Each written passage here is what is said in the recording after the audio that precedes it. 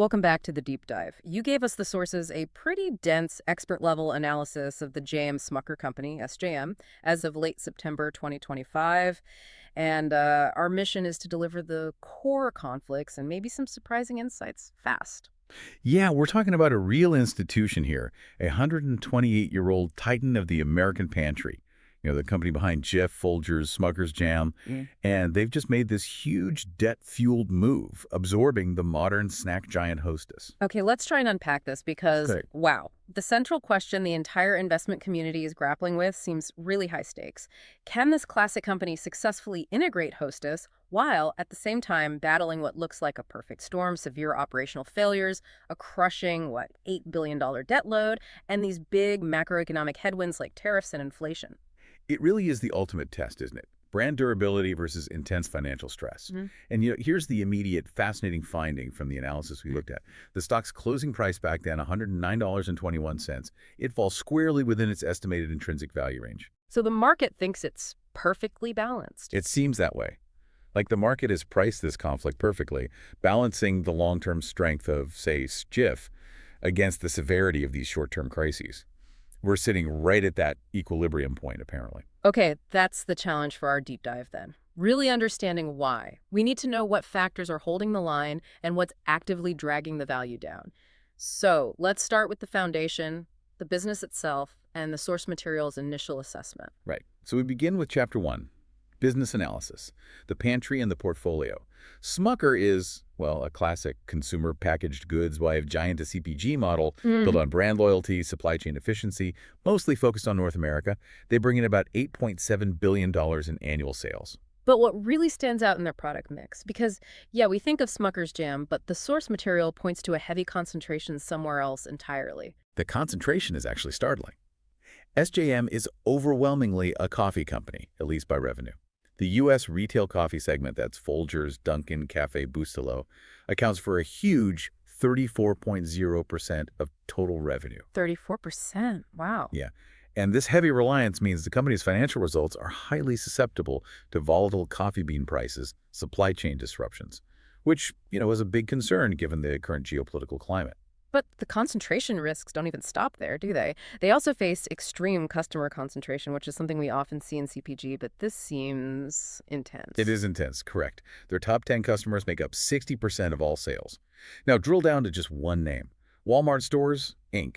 Walmart is responsible for a staggering 28% of SJM's consolidated net sales. 28%, just Walmart. That gives them immense leverage, surely. How can Smucker possibly raise prices effectively even when inflation is spiking their own costs if their single largest customer holds that much power? Well, they can't. Not easily, anyway. That imbalance severely constrains SJM's ability to, maximize its profit margins through price increases. And then strategically, you've got the industry moving towards things like precision wellness, high-quality inventive flavors. Right. And SJM's big strategic move, the Hostess acquisition, it kind of doubles down on the traditional indulgent snacking segment. So that's a potential strategic misalignment against where consumer trends are heading. So their real defense, their competitive moat, it isn't operational wizardry, it's just the power of the names on the jar, like Jif. Exactly. The truly formidable barriers to entry here are brand equity. They're those names like Jif that people trust, they grew up with, and the sheer challenge of securing distribution with that handful of powerful retailers who dominate the grocery landscape. Smucker's scale gives them that critical shelf space. Okay, but that struggle to manage margins against giants like Walmart points to pressure felt right at the top, which I guess brings us to a major source of the recent turmoil. Let's pivot to the corner office, management, and the operational reality. That's Chapter 2, Management Evaluation. Right. The company is run by CEO Mark Smucker. He's a fifth-generation family member. Yeah. The strategy seems clear. Consolidation, growth through M&A, which is why Hostess was so crucial.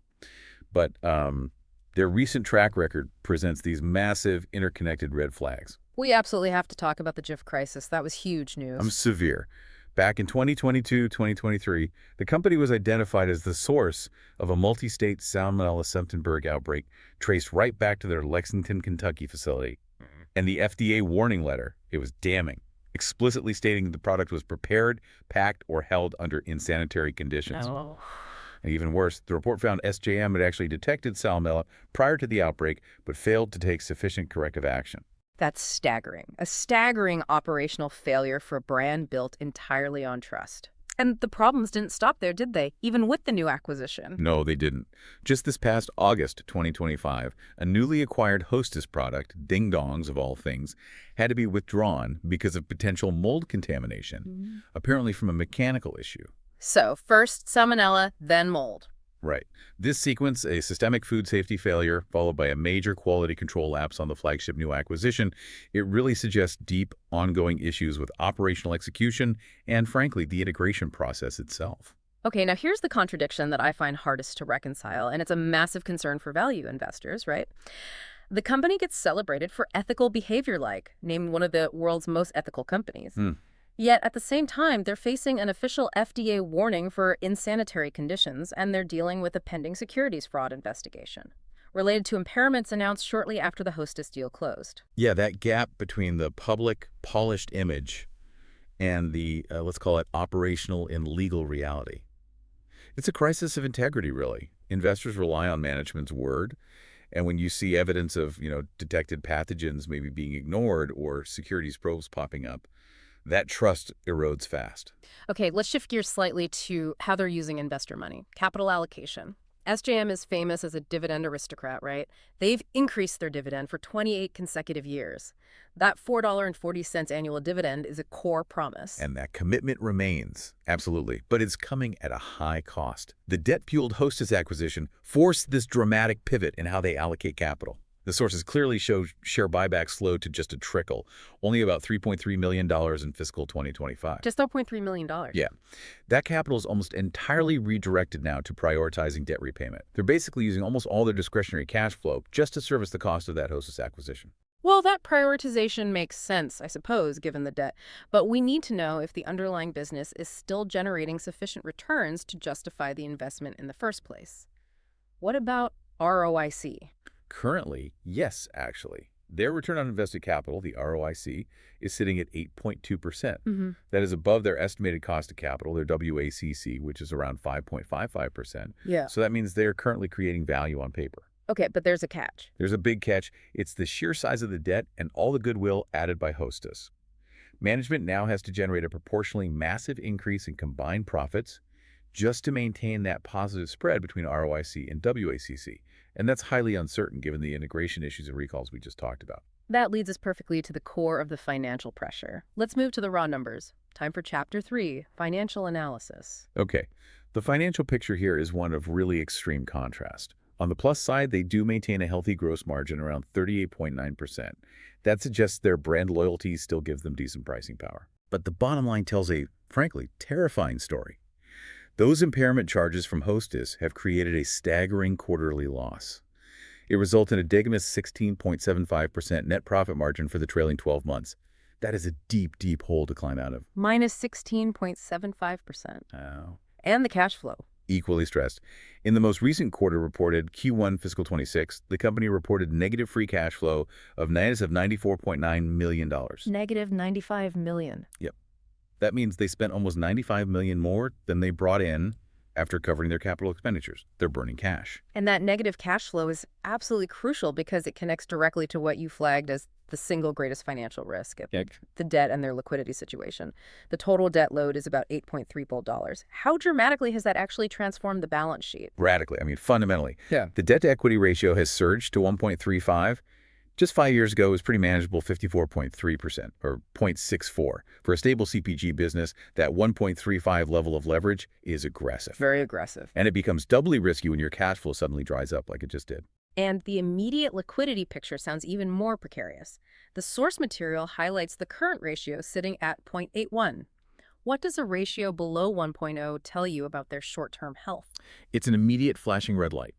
A current ratio of 0.81 means their short-term liabilities bills due within the next year exceed their liquid assets, like cash and receivables. They literally don't have enough cash and readily convertible assets on hand right now to pay their upcoming bills. So they're relying entirely on future operational cash flow, which remember was negative $95 million last quarter, just to bridge that gap. This is a precarious financial position for any company, let alone one known as a dividend aristocrat. Okay, yeah. Despite the massive debt, the operational losses, the negative cash flow, the market consensus seems surprisingly resilient. Let's look at that forward projection again. Their forward PE is only 11.5. Yeah, that low forward PE is a clear sign that investors are pricing in a strong and frankly imminent earnings recovery. The market seems to be choosing to overlook the current chaos and place immense faith in management executing a flawless turnaround, like immediately. That confidence, despite all the negative headlines, leads us right into Chapter 4, market sentiment. What's the external view right now? How is the street seeing this? Well, there's this significant disconnect, isn't there, between the Wall Street analyst view and the operational reality on the ground. The analyst consensus is broadly a buy, with an average 12-month price target up around $117.50. So they're optimistic. They are. They are, as we noted, explicitly looking through the current turmoil. They're betting on that long-term brand equity to eventually win out. But the news coverage is just brutal. Poor earnings, fraud investigations, these continuous recalls. And the technical indicators also seem to reinforce a negative near-term trend. The stock's trading slightly below both its 50-day and its 200-day moving averages. Exactly. So there is bearish sentiment out there. Short interest is meaningful at 4.54%. But the bulls, who are primarily these huge institutional giants, they seem to be providing the floor for the stock price. Yeah. Which brings us neatly to Chapter 5, ownership structure. Right. Over 82% of the shares are held by large passive institutions. Vanguard, BlackRock, State Street. That's pretty typical for an S&P 500 staple stock, and it does provide some stability. But the insider signal is extremely concerning, isn't it? Insider holdings are tiny, just 2.86%. And the critical transaction highlighted in the analysis came on September 24th, 2025. CEO Mark Smucker sold 6,500 shares. That netted him approximately $715,000. Okay. And the timing. The timing is what's really notable. This significant open market sale came just weeks after the company announced that massive quarterly loss, the negative cash flow print, and the disclosure of the securities fraud investigation. It's a difficult data point for investors to ignore. Yeah, I mean, insiders sell for all sorts of reasons, we know that. But selling a substantial stake right after disclosing a wave of bad news, it certainly can be interpreted as a lack of confidence in the near-term recovery coming from the person who should have the most visibility into the operations. It absolutely sends a negative signal, intentional or not, about the immediacy of that turnaround everyone seems to be banking on. Okay, let's try and synthesize the external threats now, the things that are compounding SJM's internal weaknesses. This is Chapter 6, risk assessment. We established the strengths, iconic brands, scale, weaknesses, operational failures, that huge $8 billion debt. What are the external threats they just can't control? Well, the macroeconomic vicious cycle is just brutal for SJM right now. You've got persistent inflation, which squeezes their already thin profit margins by raising raw material costs, transportation costs, everything. Right. And simultaneously, you have rising interest rates, which directly attack their single greatest financial vulnerability, that $8 billion debt load. So the rising interest expense immediately hits their bottom line, reduces net income, further strains that negative cash flow. It's like the macro environment is actively undermining their debt reduction strategy. Precisely. And then you layer on geopolitical headwinds, specifically in the form of tariffs. The U.S. implemented a new wave of tariffs in 2025, raising the effective rate to 18.6%. And SJM explicitly cited these tariffs as a key factor contributing to the poor performance and the net loss in its coffee division. And we keep coming back to coffee, don't we, which is 34% of their revenue. So these tariffs aren't just some abstract cost way down the line. They are a direct material force pulling their single largest business segment into the red. Exactly right. It's really the worst possible combination you could imagine. Internal operational failures and massive debt colliding head-on with external pressures that increase costs and reduce profit margins, all at the same time. Okay, so let's try and tie this all together now. We're at Chapter 7, conclusion. How do we possibly balance these extreme pressures? What's the takeaway? Well, the bull case is actually pretty simple, but it relies purely on faith, really. It's a bet on the enduring value of that unmatched brand equity. The idea that Jif will always sell, Folgers will always sell, and you collect that reliable 4.0% dividend yield while you wait. This case assumes management executes a perfect, fast, debt-reducing turnaround. That's why that forward PE is so low. And the bear case, the other side of the coin. The bear case is simply that the external pressures, inflation, high rates, tariffs, combined with all those internal weaknesses, the massive debt, the negative FCF, the poor liquidity, the ongoing operational crises, that all of this will just overwhelm the company before any turnaround can really take hold. They might just run out of time and cash trying to service that mountain of debt. And our fundamental valuation, looking at the discounted cash flow model from the analysis, it estimates the intrinsic value range somewhere between $100 and $125 per share. And again, that current share price, $109, sits smack dab in the middle of that range. So the key takeaway really is that the market seems to have priced SJM precisely at this equilibrium point. It's perfectly balanced the durable, long-term value of those iconic brands against the very severe, very real financial and operational risks. An investment here, right now, it looks purely like a speculative bet on whether CEO Smucker can actually pull off a flawless integration and operational cleanup, all while being shackled by $8 billion in debt. Yeah. So the real question maybe isn't about the durability of Jish peanut butter, but whether this specific management team can successfully navigate the huge complexities of M&A integration, clean up major operational messes, recover from these crises, all while carrying that enormous debt in what's become a high-rate, high-tariff environment. That's really the challenge for you, the listener, to mull over. And hey, if you found this deep dive useful, please remember to like and subscribe to Stock Analytics AI. Our $4.99 a month members get priority deep dives on tickers. Over the next few months, we're actually covering all of the S&P 500 stocks, and members get exclusive priority access. If you just want a one-off deep dive on a specific stock, you can always drop us a super thanks. And as always, a crucial reminder. This deep dive and the analysis we discussed was generated by an AI system purely for educational purposes. It should absolutely not be considered financial advice. Please always conduct your own thorough research or consult with a qualified financial advisor before making any investment decisions. Definitely. Okay, see you on the next deep dive.